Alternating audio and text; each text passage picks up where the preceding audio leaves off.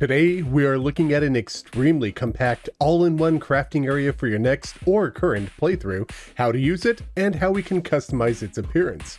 Graveyards, anvils, furniture crafting, extractination, shimmering, personal storage, and so much more lie up ahead, so let's jump straight into it.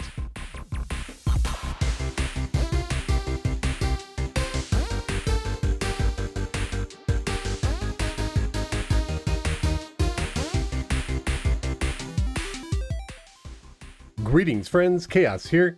The other day, a viewer by the name of Zlizer reached out to me with an all-in-one crafting and personal storage area, which covers every crafting station in the game. I've seen some other designs for this in the past, but this design had two changes that I found interesting. Couple that with the fact that we can now technically obtain corruption and crimson altars, so we could build this anywhere. I wanted to cover it today.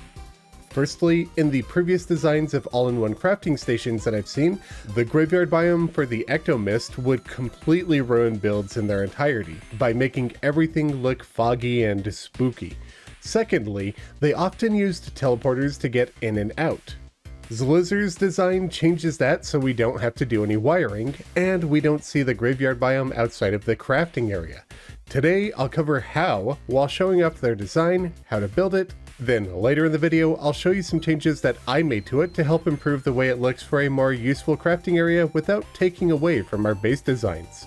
So if you find this video helpful, be sure to like, comment, and subscribe to help tell the AI overlord that I'm doing a good job and to help get this video on more eyes. Now, let's take a look at that crafting area.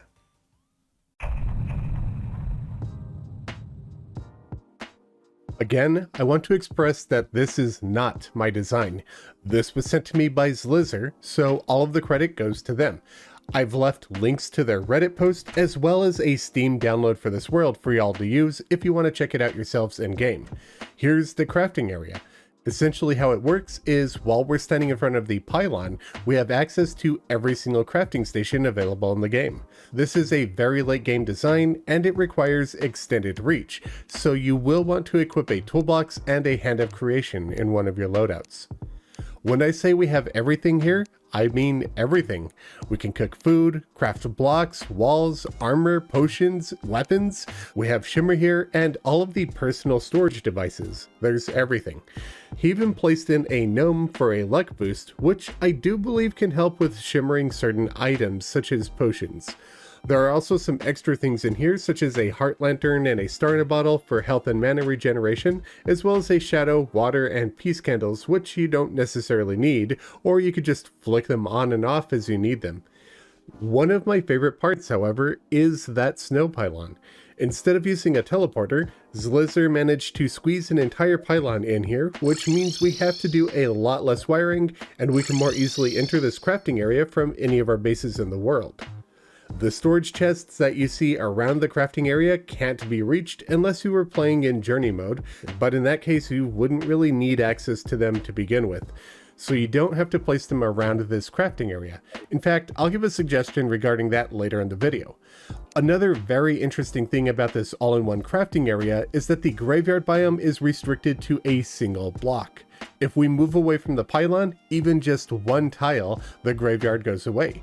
That means we can have this glorious crafting area in our bases without forcing our bases to look like a graveyard. With this base design, however, our builds will be in a snow biome, but I will change that later in the video as well. For now, let's go over how to build this.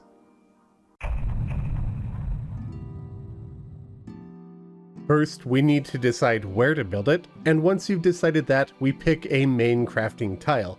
This single block will be the point where we stand to achieve all of the crafting that we need. From this spot, build 11 blocks to both the left and the right, 8 blocks down, and 11 blocks up.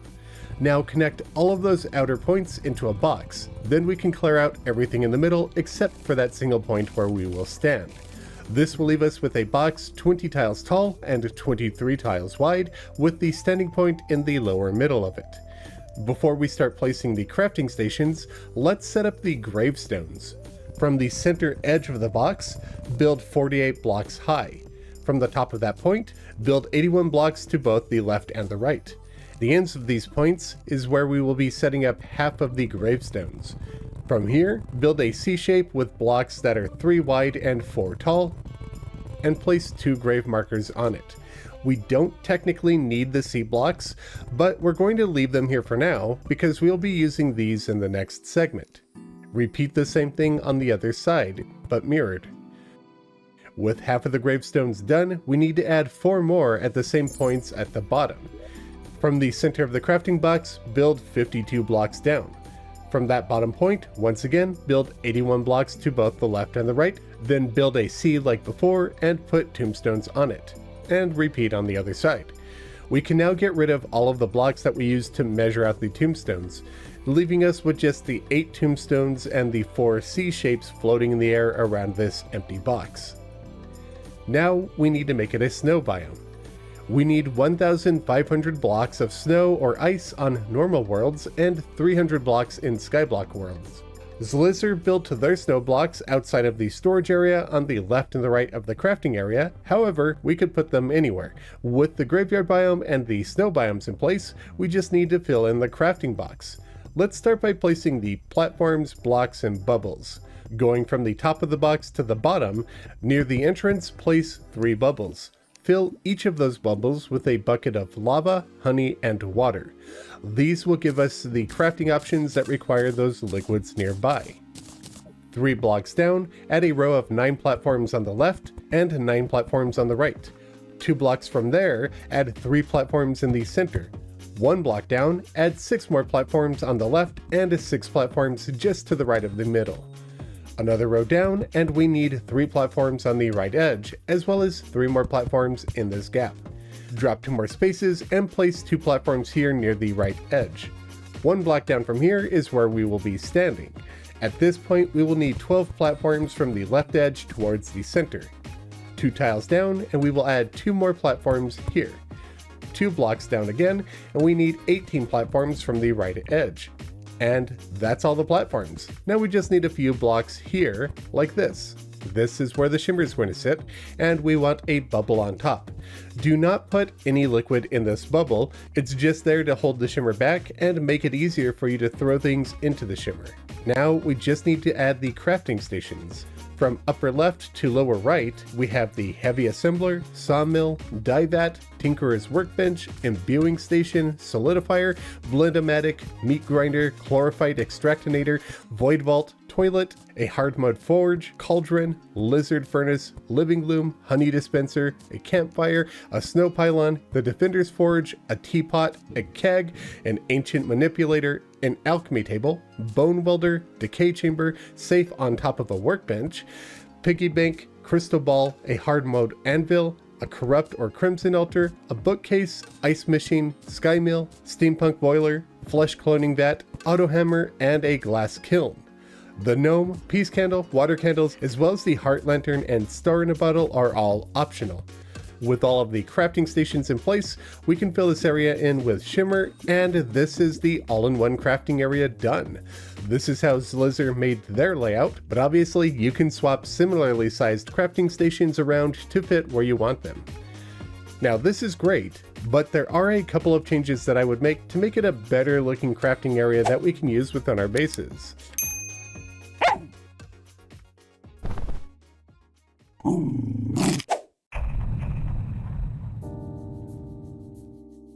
First of all, I wouldn't keep any of these storage chests here.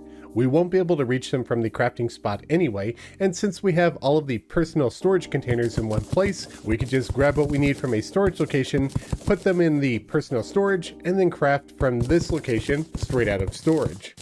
What I would recommend doing is setting up a storage area with a universal pylon. That way we could just hop from pylon to pylon, teleporting from the storage area, grab what we need, and teleporting back to here to craft.